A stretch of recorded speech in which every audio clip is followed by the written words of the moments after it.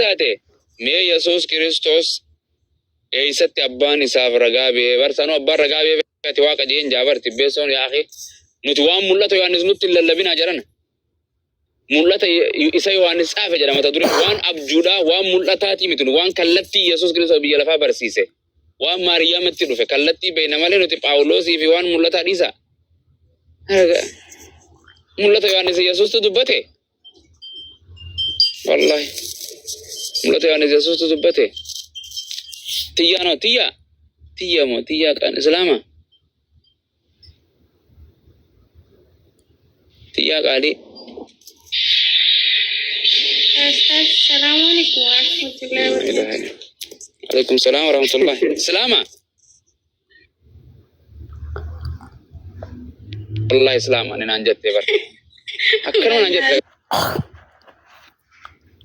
kale sanu tiyya jara provide yan lama anis lama san maka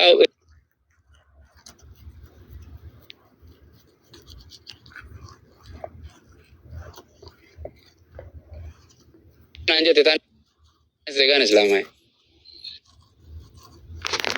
Laani Qur'aan illee barachaara waan hunda waan barbaadan nagaafachuu dandeetti shakkitan barachaara maqaati yaa jamtuun da shakkine mai ora kana ya waan pente ani waan mallas nu godere waan pente nu gote tu irra gara waan nu godu jira war ari jannan waan argitu nukki jibdi ar mootummaan kan fide faanida amma amantii isaanii harkaa kufeera akkasitti nuti warri akkatti yoo deemne biraa qabanii miti moraal walitti godhuuf waan akkasii godhan akkasii nagaa qabdanii misin jajjaba nagaa galata rabbi alhamdulillah jabaadho salaamummaa maato alhamdulillah baga rabbitti si deebise tala assalamu alaikum السلام ورحمة الله وبركاته. أتي ورا الكن ديميل الله وبر ورا سبحان الذي أسرى بعبده ليلا يبرتي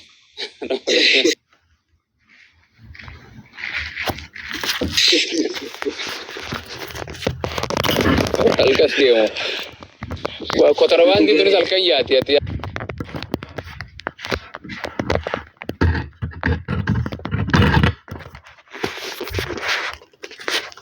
misalkan dia minta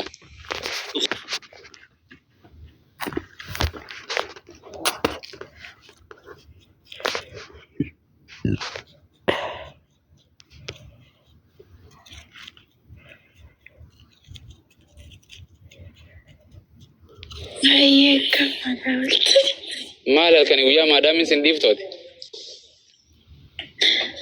ay madami bayi nanti jabati madami tak kamu lama kam dati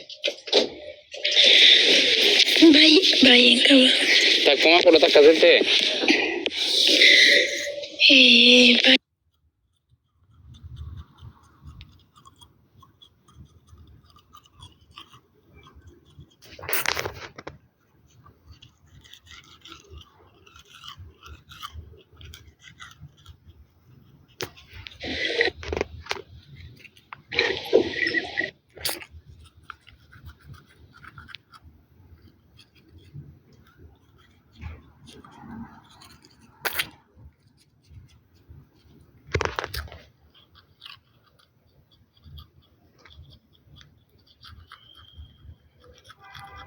Ani jani jaki warra jallisu malee.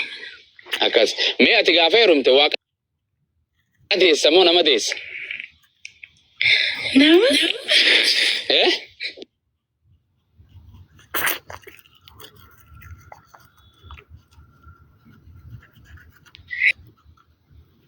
Nama Maryam nama moo nama miti?